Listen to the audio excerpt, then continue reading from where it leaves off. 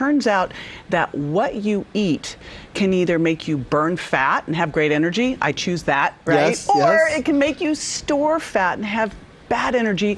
And a lot of that is because of what that food is doing to your gut in a couple different ways. Sure.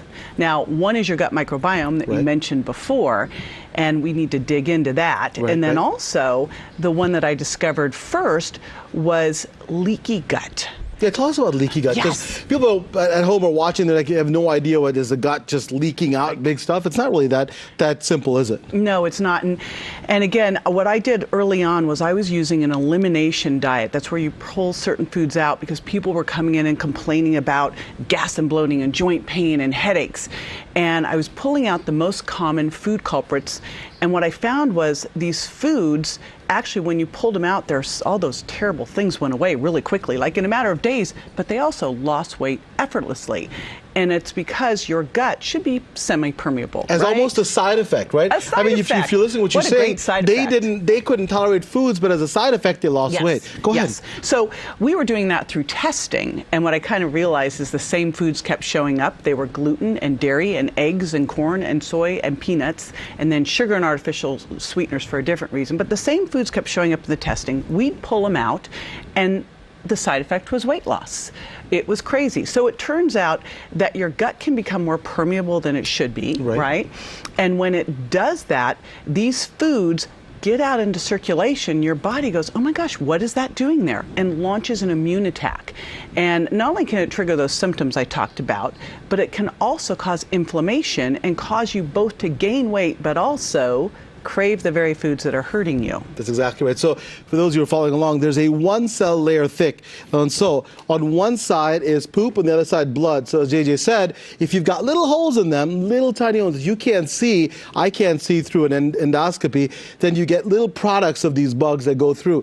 Beginning of inflammation. That beginning of inflammation can make you insulin resistant. So insulin can't get in those cells. Your thyroid doesn't work well. All those things lead to obesity. All those things can lead to bad, inadequate health and increased inflammation. And then you talk about the cravings. What about cravings? How do they factor in? Yes, because I mean, here's the thing. I don't believe in willpower. Yes. Right? It doesn't work. You lose every time. Right? So if you've got cravings, you're kind of sunk. Well, one of the things that happens is when you have this leaky gut, you actually start to crave the very foods that are hurting you because your body cranks out antibodies in response to these food particles getting out.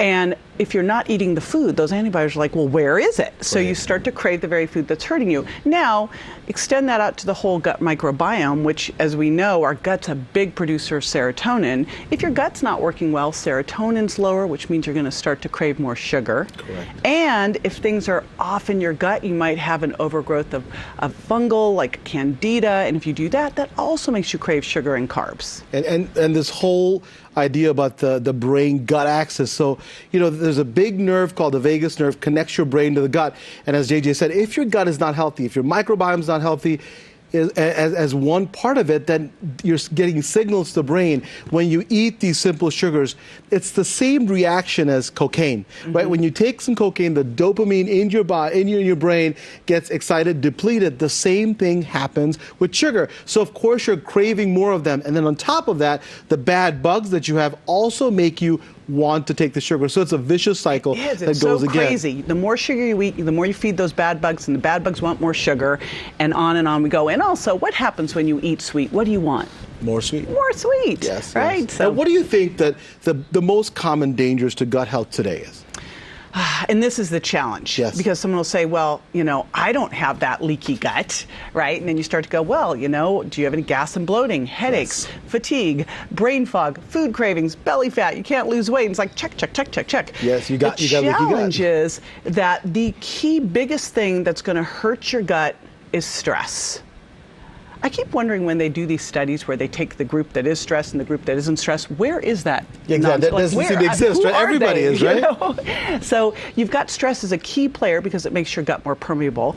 Gluten Gluten triggers the release of something called zonulin that makes your gut more permeable. Fructose, which now everyone started to put agave and apple juice concentrate into a lot of the different foods to make them healthy. And you know, those are high fructose, and they actually are the most, they're the worst sugar they are, but they are 7 times more likely to make your gut more permeable.